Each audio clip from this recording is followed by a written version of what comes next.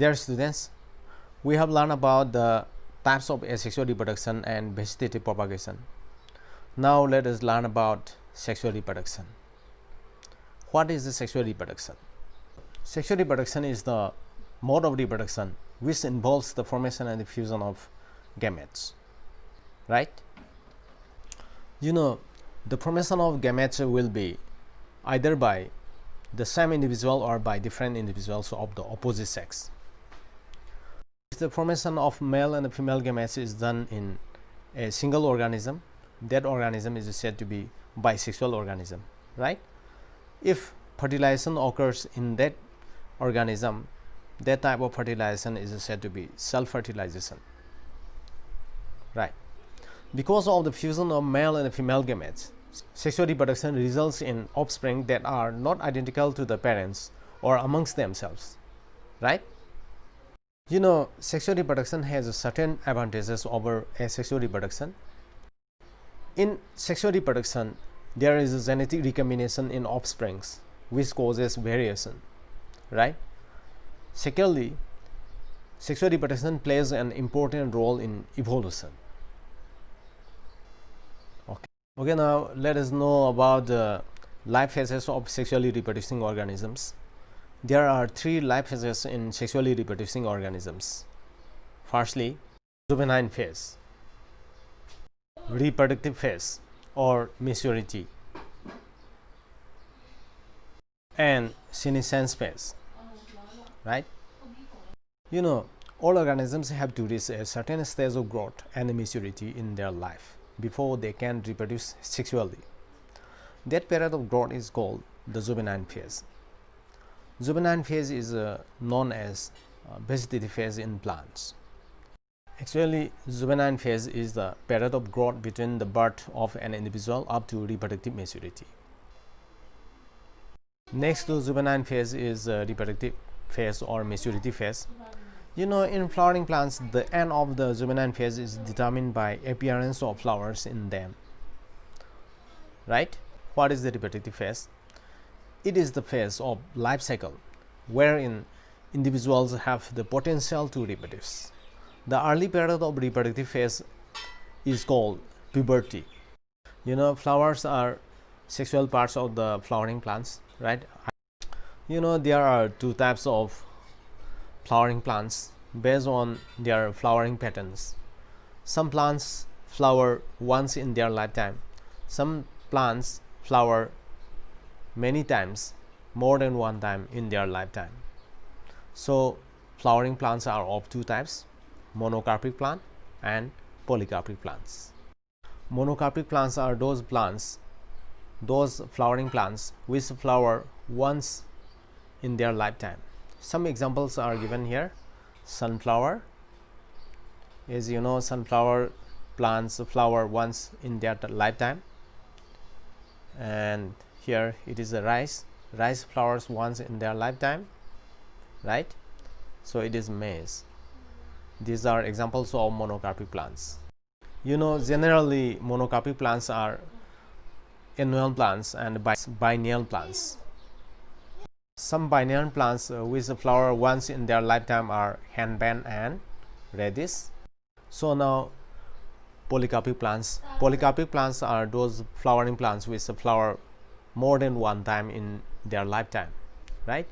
One example is given here, mango, right? Other examples are apple, grapevine, orange, etc. Some perennial plants like China rose bear flower throughout the year. Here I have a question. In some plants where flowering occurs more than once, what would you call the interflowering period, juvenile or mature? The answer is here. It is not juvenile phase, but it is a part of the mature phase. Now let us know about special flowering in some plants. Firstly, bamboo. You know, a bamboo species flowers once in its lifetime after 50 to 100 years and bears fruit and dies, right? These are bamboo flowers you know. Next to bamboo is Strobilanthes kuntiana. Look here, these flowers are Strobilanthes kuntiana. Hindi name is Nilakuranji. It flowers once in 12 years. In the 12 years, it flowers, bears fruits, and dies. The plant came to flower last time in September to October 2006. Its mass flowering transformed large tracts of hilly areas in Kerala, Karnataka, and Tamil Nadu into blue stretches and attracted a large number of tourists. Right? These are flowers of the Strobilanthes kuntiana. Okay, students, these are reproductive phase occur in flowering plants. Now let us know how does reproductive phase occur in animals. In animals, you know, juvenile phase is followed by morphological and physiological changes prior to active reproductive behavior. You know, there are two types of animals based on their breeding patterns. Firstly, seasonal breeders. Okay, seasonal breeders are those animals which they reproduce at particular period of the year, right? Some examples can be given as a frog, lizard, and most birds, right? Now next is continuous breeders. Continuous breeders are those animals which continue to breed throughout their span of sexual maturity, right? Some examples are cattle, poultry, mice, rabbit, honeybee, etc. Here let's see seasonal breeders. Donkey, it is a seasonal breeder. Sheep. Now these are seasonal breeders, and continuous breeders are we human beings. Apes are also included in continuous breeders, right? Continuous breeders. Now let us know about the cyclical changes in mammals. There are two types of cyclical changes in mammals: estrous cycle and menstrual cycle. Estrous cycle occurs in non-primate mammals like dogs, cats, cows, etc. Menstrual cycle occurs in human being, monkeys, and apes, right? Let us know what is the estrous cycle. You know, estrous cycle is a series of cyclical changes that are found in the ovaries, reproductive tract, and hormones of female non-primate mammals, right? This is dog, non-primate mammal. Example of non-primate mammal: cows. Okay, cows and the dogs, they are having estrous cycle, right? Now what is the menstrual cycle?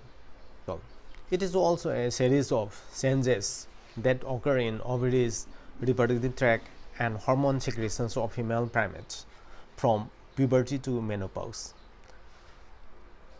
You know what is the menopause? Menopause is the ending of the menstrual cycle, right? So definition is given here.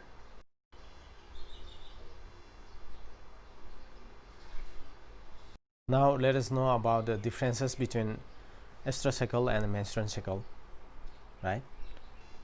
Differences are given in the table. You know, in menstrual cycle there is blood loss, right? In estrous cycle there is no blood loss.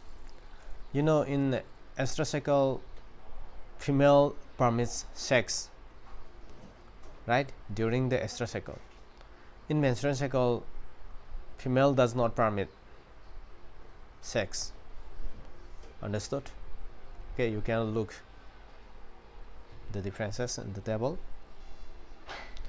Next is the last phase of sexually reproducing organism, that is the senescent phase or senescence phase, right? It is the last phase of the lifespan, which marks the end of the reproductive phase and the onset of the progressive deterioration in the body. You know, senescence phase occur in plants, senescence phase occur in human being, right? Sometimes we are confused about aging as well as senescence. So let us know the differences between senescence and the aging given in this table, right?